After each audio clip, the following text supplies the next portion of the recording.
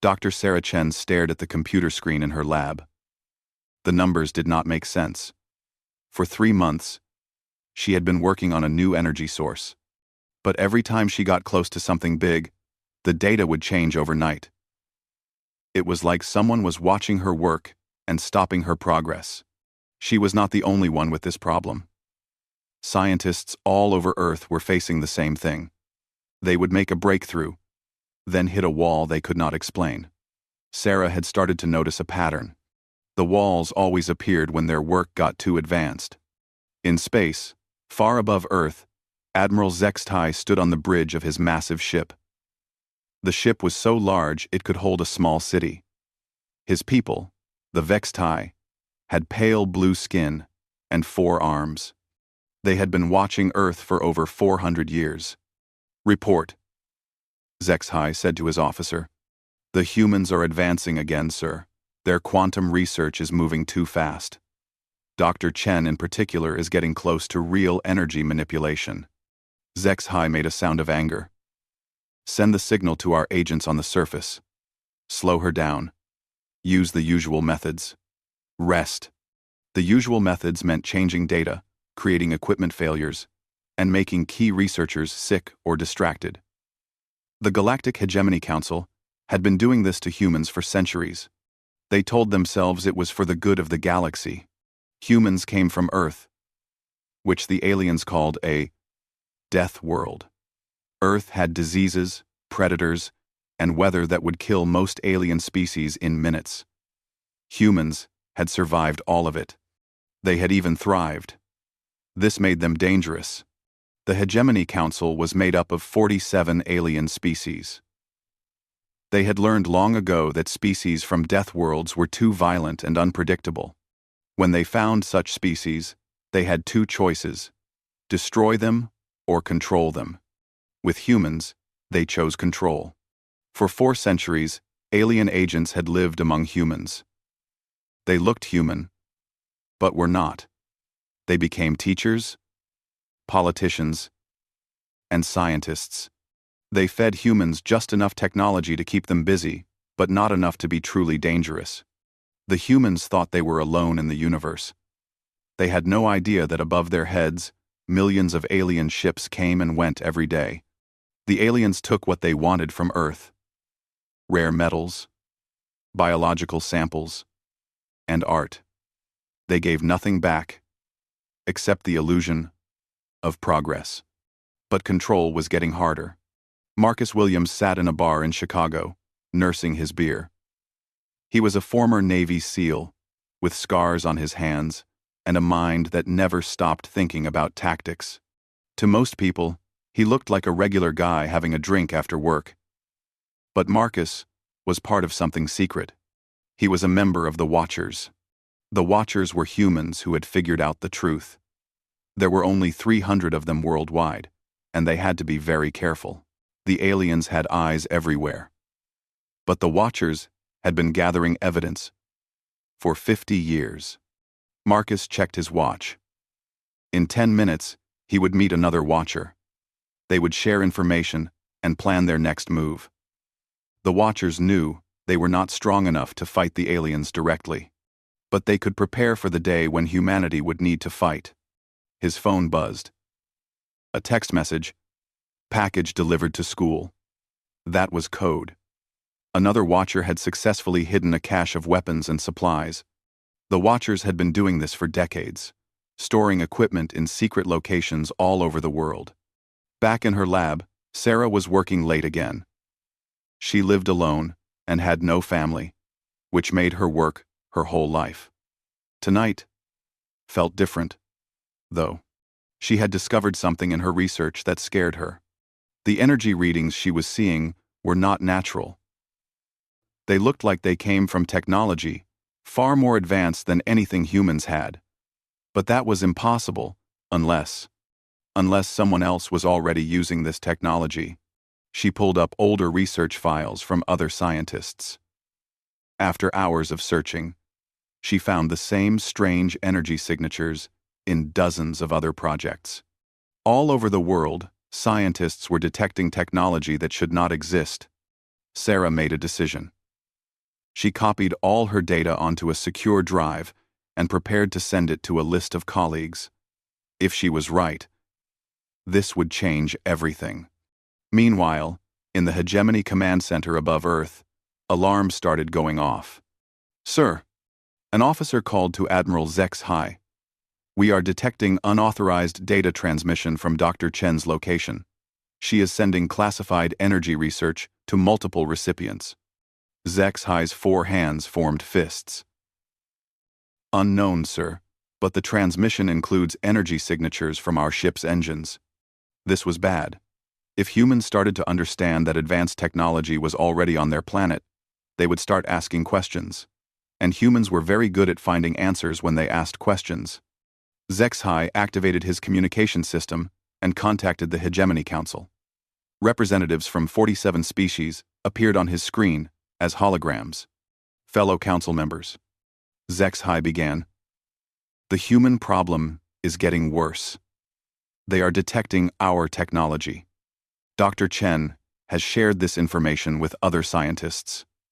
We may have a security breach." A reptilian alien named Korth spoke first. "Then we activate Final Protocol. We end this now."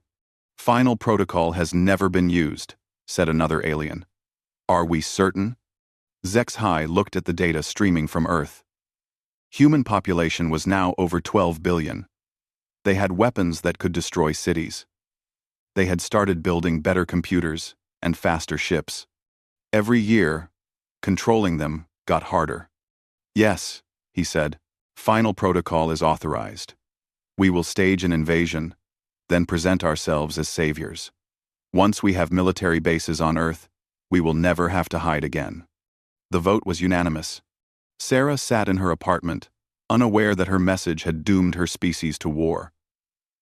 She had no idea that in space above her, the largest military force in the galaxy was preparing to attack her world. The sleeping giant was about to be awakened, but first, it would have to survive. The attack came at dawn on a Tuesday. Sarah was drinking coffee when the sky lit up with explosions. Through her window, she could see strange ships firing bright beams at the city center. The ships looked like nothing humans had ever built. They were smooth and curved, moving without any visible engines. News reports flooded every channel.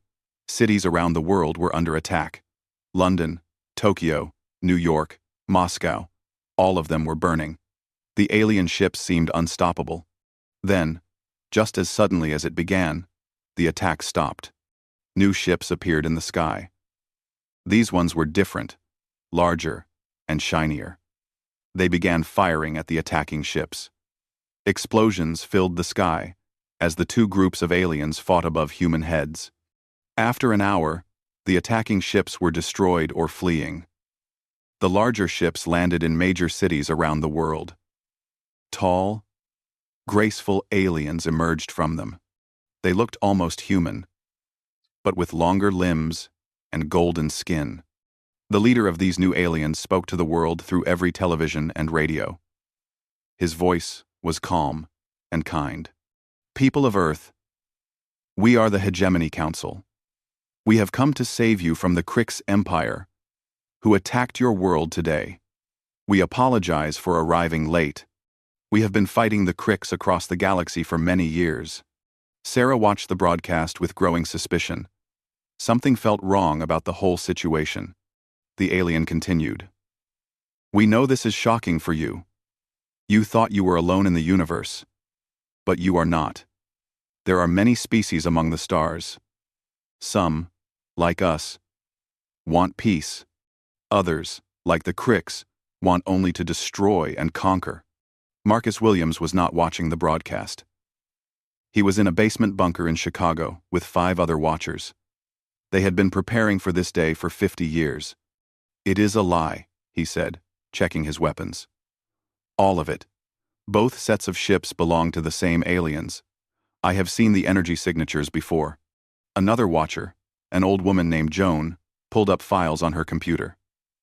The attacking ships were using holographic projections. Real ships do not explode that cleanly. And look at this. She showed them thermal readings. The damage to the city is superficial. They avoided all critical infrastructure. Marcus nodded. They want us grateful and dependent. This is a takeover disguised as a rescue. Outside, people were celebrating. The aliens had saved them from destruction. They were not alone in the universe. Many humans wept with joy and relief. But not all humans were fooled. In her lab, Sarah was running analysis on the energy signatures she had recorded during the battle. Her computers confirmed what she suspected. Both groups of ships were using the same technology. The same technology she had been detecting in her experiments for months. She grabbed her secure communication device and sent a message to the list of scientists she had contacted before. This is all fake. Both sides are the same aliens. Check your energy readings. Responses came back quickly. Scientists in 12 countries confirmed the same thing. The battle had been staged. On the television, the golden-skinned alien was still talking. We will establish bases on your world to protect you. Our soldiers will work with your governments to ensure the Krix never return. We know this is difficult, but you are now part of the galactic community. Joan stood up in the bunker. Time to wake up the world. She activated a hidden transmitter that sent a signal to watcher cells around the globe. All over Earth, hidden caches opened. Weapons emerged from secret storage. Computer systems that had been dormant for decades came online. The watchers began broadcasting the truth on every frequency they could access. Marcus stepped in front of a camera. My name is Marcus Williams. I am speaking for the Watchers, humans who have known the truth for 50 years. Today's attack was fake. Both sets of ships belong to the Galactic Hegemony Council. They have been controlling our planet for 4 centuries. The broadcast continued. The aliens have been living among us, disguised as humans. They have been stealing our resources and limiting our technology. They decided to reveal themselves because we were getting too advanced for them to control. Sarah was among the first scientists to confirm the broadcast. She appeared on news channels around the world, showing her energy readings as proof. But not everyone believed them. Many humans were too grateful to be saved to question their saviors. Others thought the Watchers were conspiracy theorists or terrorists. The Golden Aliens encouraged this view. Admiral Kethvar, leader of the rescue fleet, held press conferences with world leaders. He was handsome by human standards, with a kind face and gentle manner. Some of your people spread lies about us, he said sadly. We understand their fear. It is natural to be suspicious when your world changes so quickly. But we are here to help. The Watchers they speak of are terrorists who would see your world burn rather than accept our protection. 3 days after the fake invasion, hegemony soldiers began patrolling human cities. They said it was for protection, but Marcus and the other Watchers knew better. In secret bases around the world, the Watchers prepared for war. Joan showed Marcus something that made his blood run cold. I have been analyzing the hegemony's communication signals. They are not just taking over Earth. They are planning to use our population as soldiers. What do you mean? Humans from Deathworlds make the best fighters in the galaxy. They want to turn us into their army and use us to conquer other species. Marcus studied the intelligence reports. Humans were being recruited for galactic service. The aliens made it sound like an honor, but the Watchers knew it was slavery. That night, the hegemony made their first mistake. A group of their soldiers tried to arrest Dr. Sarah Chen. They said she was spreading dangerous lies about their peaceful mission, but Sarah was ready for them. Hidden cameras recorded everything as the peaceful aliens used weapons to stun her and drag her away. The footage spread across the internet before the hegemony could stop it. For the first time, regular humans saw their saviors use violence against one of their own. Marcus smiled as he watched the footage spread. Now they will start to see the truth. The aliens tried to explain that Dr. Chen was dangerous, that she was working with terrorists. But the damage was done. Humans around the world began asking hard questions about their new protectors. In space, Admiral Zexhai received reports that the operation was failing. Too many humans were becoming suspicious. The false flag attack had not created enough gratitude and fear. "Sir," his officer reported, "resistance cells are forming in major cities. The Watchers are better organized than we thought, and the humans are adapting to our presence faster than predicted. Sir." Oliver. "Sir." Zexhai made a decision that would haunt him forever. The kill order came at midnight. Hegemony soldiers across Earth received the same message. Peaceful integration has failed. Begin suppression protocol. Use lethal force to establish control. Marcus Williams was in his bunker when the reports started flooding in. Hegemony troops were attacking civilian populations in major cities. They were no longer pretending to be peaceful protectors. "Beijing is burning," Joan reported from her computer station. "They hit a school first. 300 kids dead." Marcus felt something cold and hard settle in his chest. These aliens had just made the worst mistake in galactic history. They had killed human children. Around the world, other Watcher cells were receiving the same horrible reports. The aliens were showing their true nature, but they had no idea what they had just unleashed. Sarah Chen had escaped from alien custody when their transport ship crashed during the first wave of attacks. She was hiding in the ruins of her laboratory, trying to contact other scientists. Her computer still worked, and she had access to the research data she had been collecting. For months, she had been studying alien technology without knowing it. Now, she understood what she was looking at. She sent a message to every scientist she could reach. Their weapons work on plasma field manipulation. Their ships use quantum displacement drives. I know how to build counters for both. Why? John quote. In London, a 12-year-old girl named Emma watched hegemony soldiers shoot her father as he tried to protect their family. The soldiers thought she would run or hide. Instead, she remembered her history lessons about World War II. Emma went to the garage and found her father's tools. She knew about pressure plates from science class. She spent the rest of the night building something deadly. When the soldiers returned the next morning to clear out survivors, Emma's improvised bomb killed 6 of them. The explosion was caught on a security camera that still worked. The footage spread across the internet in hours.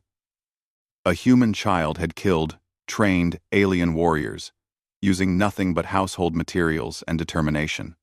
Marcus saw the video and smiled grimly. They have no idea what we are capable of. The hegemony soldiers were learning this lesson the hard way. They came from species that had evolved on peaceful worlds.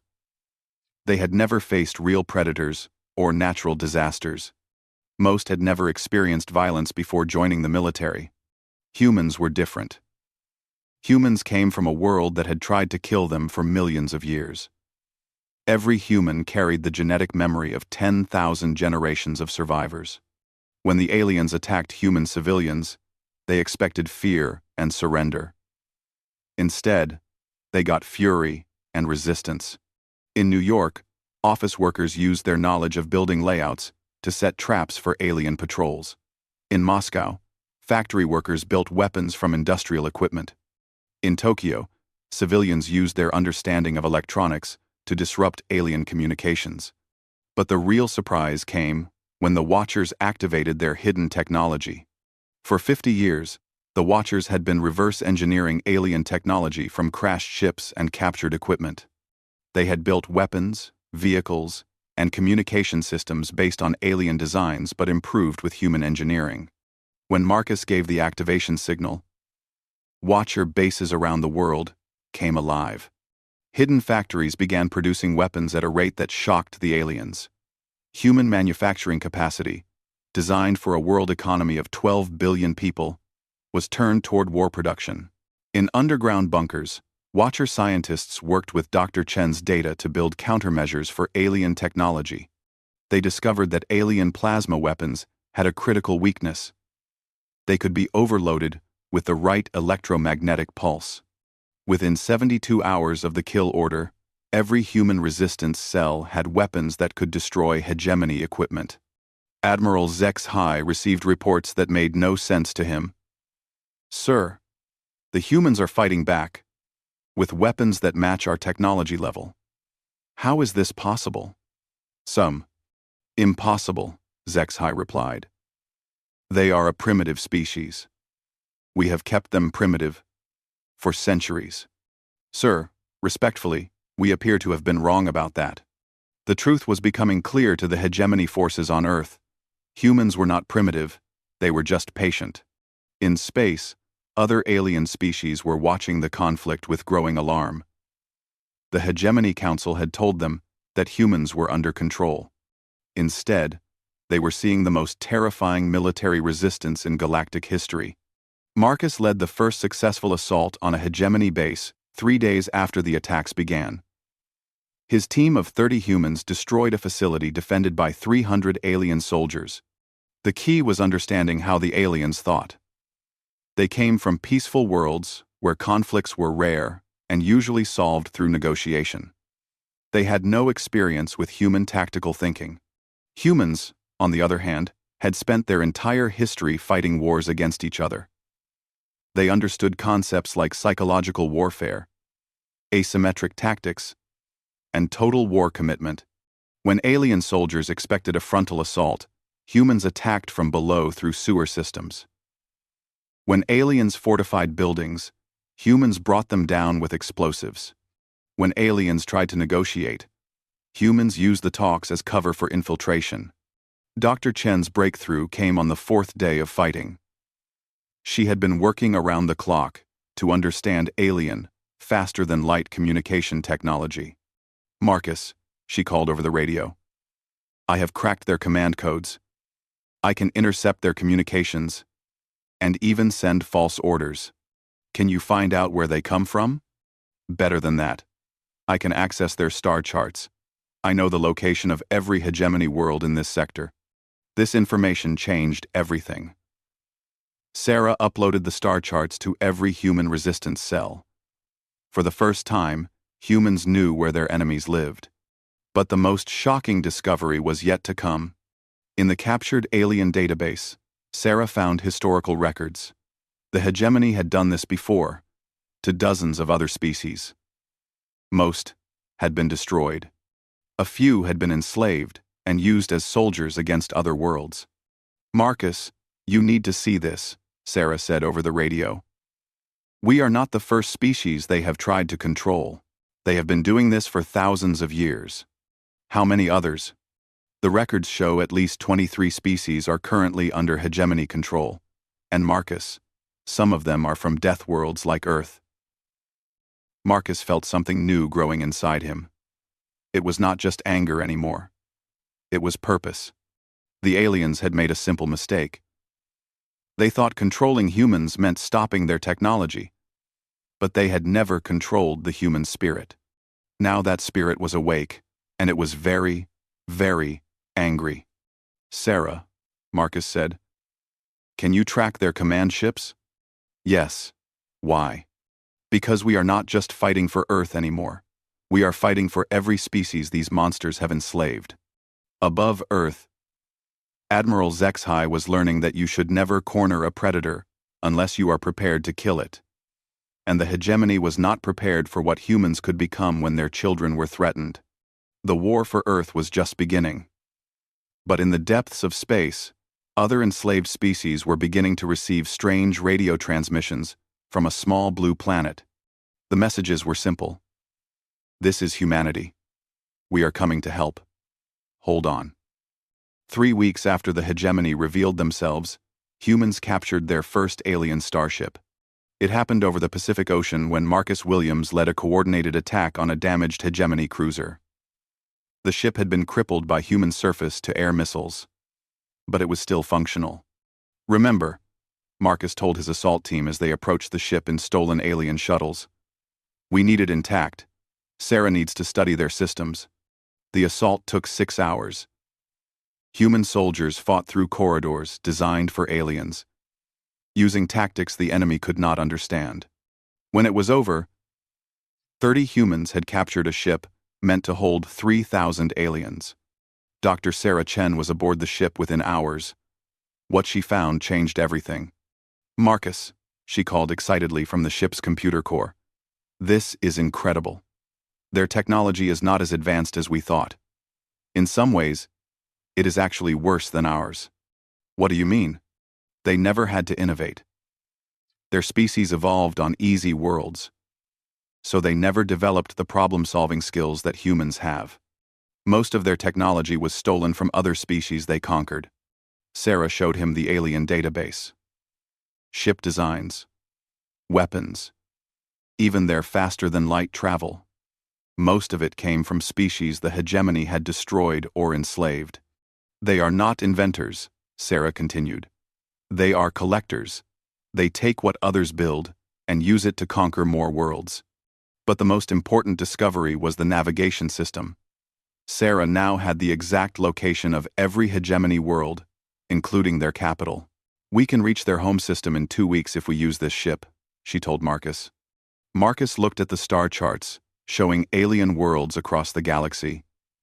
"No, we are not going to their capital yet. First, we are going to find the other enslaved species." Sarah pulled up another section of the database. "According to this, there are 23 species currently under hegemony control. Some have been slaves for over 1,000 years. The first liberated world was called Kethmar. It was 3 days from Earth, using the captured alien ship. The planet was home to a species called the Kethani, who had been enslaved for 600 years. Admiral Marcus Williams. He had given himself the promotion, led the liberation fleet personally. 12 captured alien ships, all crewed by humans, who had learned to fly them in less than a week. The hegemony garrison on Kethmar was expecting supplies and reinforcements.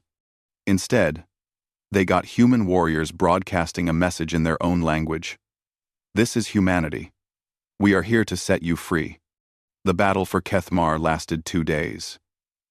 The hegemony had never faced coordinated resistance from multiple species at once. When the Kethani realized that aliens from another world had come to help them, they rose up against their oppressors. The Kethani were natural engineers who had been forced to build weapons for the hegemony. When they turned those weapons against their captors, the result was devastating. Dr. Chen worked with Kethani scientists to share human tactical knowledge and technology improvements. The combination of human innovation and Kethani engineering created weapons that surprised both species with their effectiveness. News of the liberation spread across the galaxy faster than the hegemony could stop it. Enslaved species on dozens of worlds heard that someone was fighting back. Someone was winning. Admiral HFY was no longer in charge of Earth operations. He had been recalled to the hegemony capital to explain how humans had captured 12 of his ships and escaped into space. "You told us they were primitive," the council leader accused him. "You said they could be controlled, like livestock." "They were primitive," HFY insisted. "Somehow they have advanced centuries in just weeks. It is impossible." HFY. "Clearly, it is not impossible. They are liberating our slave worlds. They have formed alliances with species that have served us for generations. 3 council member species have already withdrawn their forces rather than face human retaliation." The truth was that the galaxy was learning what humans were really capable of. The hegemony had spent so much time controlling human technology that they had never studied human psychology. Humans did not just fight to win, they fought to protect others. When they learned about the enslaved species, their motivation changed from survival to rescue. The second liberated world was Vexta, home to a species of natural pilots called the Vextai. They had been forced to fly ships for the hegemony fleet for 800 years.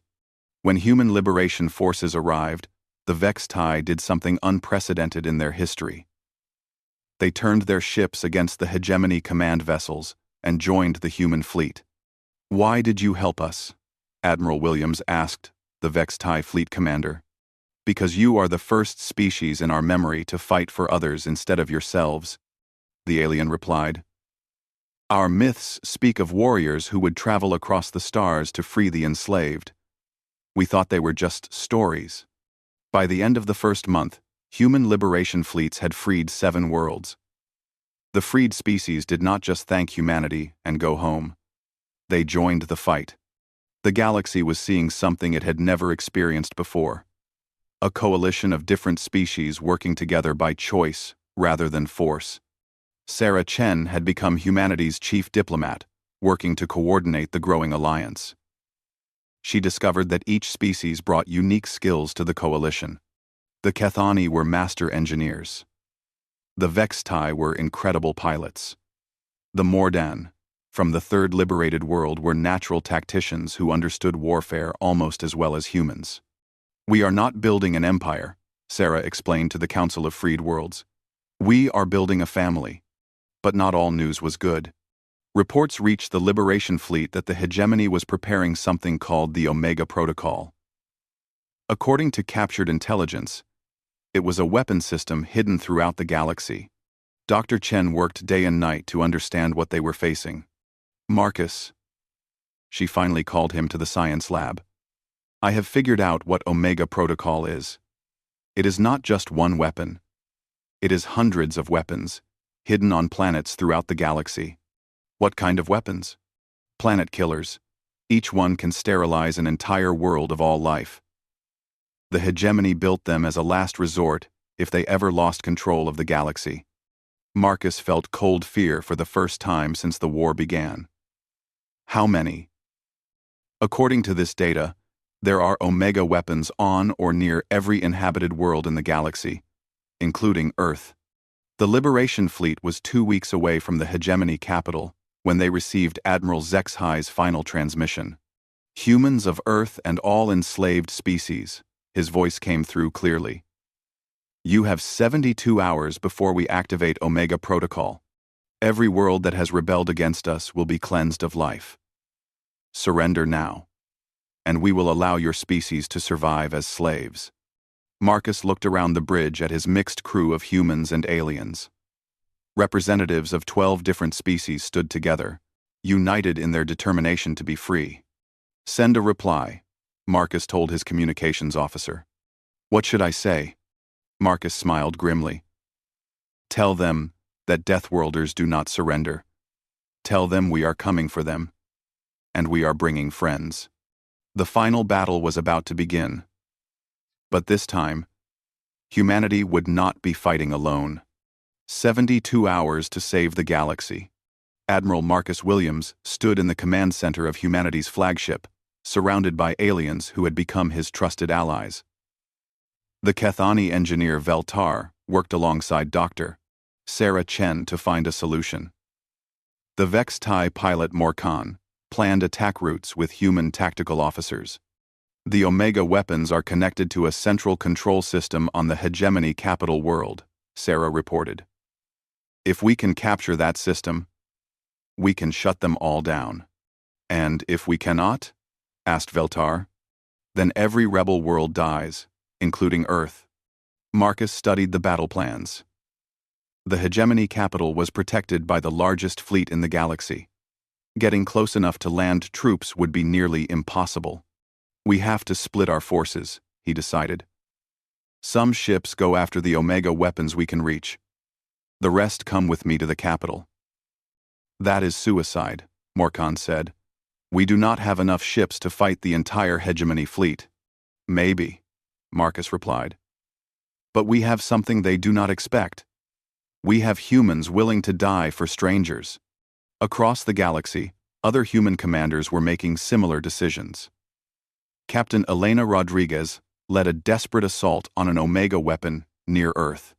Commander Chen Wei took his ship toward the weapon, threatening the Kethani homeworld. Each mission was a one-way trip. The humans knew this when they volunteered. At the hegemony capital, Admiral Zexhai stood before the Omega control system. He had been given the honor of activating the weapons that would end the rebellion forever. But as he prepared to enter the activation codes, he felt something he had never experienced before. Doubt. Over the past months, he had studied human military tactics to understand how they had defeated his forces so easily. What he learned had changed his understanding of warfare and of honor. Humans did not fight because they enjoyed killing. They fought to protect those who could not protect themselves. Even when facing extinction, they had split their forces to save other species instead of focusing only on their own survival. This was not how the hegemony operated. The hegemony believed that might made right, that the strong should rule the weak. But the humans had shown the galaxy a different way. The attack on the capital began with a tactic the hegemony had never seen before. Instead of trying to fight through the massive defensive fleet, the human ships flew straight toward the planet, ignoring the enemy vessels completely. They are committing suicide. The hegemony fleet commander reported to Admiral HFY. No, HFY realized. They are buying time. As human ships burned and exploded around them, landing craft broke through the atmosphere and headed for the capital city. The humans were trading their lives for minutes, just to get their assault teams to the surface. Marcus Williams was in the first landing craft to touch down. He led a strike team of 50 humans and 20 aliens toward the Omega Control Center. The hegemony had never fought urban warfare before. Their soldiers were trained for space battles and formal military engagements. They had no experience with the kind of brutal, building-to-building fighting that humans had perfected over centuries. The strike team moved through the city like shadows, using sewers, service tunnels, and abandoned buildings to avoid the main hegemony forces. Meanwhile, across the galaxy, other human missions were succeeding against impossible odds. Captain Rodriguez managed to disable the Earth Omega weapon by crashing her ship directly into its control center. The explosion destroyed the weapon, but killed everyone aboard her ship. Commander Chenwei's team successfully shut down the weapon near Kethmar, but only 3 members of his 50-person crew survived the mission. Similar scenes played out on dozens of worlds. Humans, dying to save planets they had never seen, for species they had just met. In the Omega Control Center, Admiral HFY watched the reports come in. Weapon after weapon was going offline. The human missions were working. He looked at the activation key in his hand. One touch, and the remaining weapons would fire. The rebellion would be crushed, and the hegemony would maintain control of the galaxy. But at what cost? Marcus and his team reached the control center as HFY was making his decision. The 2 military commanders faced each other across the room, filled with alien technology. "You are too late, human," HFY said. "I can still activate enough weapons to destroy your homeworld and half the rebel species."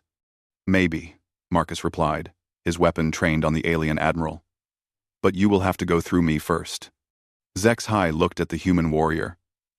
Marcus was wounded, exhausted, and outnumbered. He had no chance of winning a direct fight, but he was still standing between HFY and the activation controls. "Why?" HFY asked. "Why are you willing to die for species you barely know?" Marcus thought about the question. He thought about Emma, the 12-year-old girl who had killed alien soldiers to protect her family. He thought about the Kethani engineers who had shared their knowledge freely. He thought about the Vex-Tai pilots who had joined humanity's fight without being asked. "Because that is what makes us human," he said finally. "We protect those who cannot protect themselves." Admiral HFY made his choice. Instead of pressing the activation key, he threw it to Marcus. "Then show the galaxy what humanity means," he said. Marcus caught the key and immediately began shutting down the remaining Omega weapons. Sarah Chen, who had been monitoring the situation remotely, confirmed that the weapons were going offline across the galaxy. The immediate threat was over. But the war was not finished. In the days that followed, something unprecedented happened in galactic politics. 3 major hegemony species formally surrendered to the Human Alliance and requested protection from their former partners. The Hegemony Council tried to maintain control, but their empire was collapsing. Species after species chose freedom over security, rebellion over submission. Admiral HFY became an unlikely ally, helping to hunt down the remaining Omega weapons and working to establish a new galactic government. "Why are you helping us?" Sarah asked him during one of their planning sessions. "Because I have seen what honor looks like," he replied, "and I want to learn it." 6 months after the final battle, representatives from over 100 species gathered to sign the Galactic Freedom Charter. The document established a new kind of government based on cooperation rather than conquest. Humanity was offered leadership of the new Galactic Federation, but they declined. "We did not fight this war to become the new rulers," Admiral Williams explained to the Assembly. "We fought so that every species could rule themselves." Instead, the Federation was governed by a rotating council with representatives from all member species. Humans served as peacekeepers and mediators, helping to resolve conflicts between species peacefully. Dr. Sarah Chen established the first galactic university, where species could share knowledge and learn from each other. The university's motto was simple: strength through diversity. 10 years later, Marcus Williams stood in the Memorial Garden on Earth. The garden honored all the humans who had died fighting for galactic freedom. But the largest memorial was not for humans. It was for the 12 species that the humans had failed to save in time. Species that had been destroyed by Omega weapons before the Liberation Fleet could reach them. "We remember them," Marcus said to the gathering of humans and aliens who had come to pay their respects. "We remember them not as failures, but as the reason we continue to fight for freedom wherever it is threatened."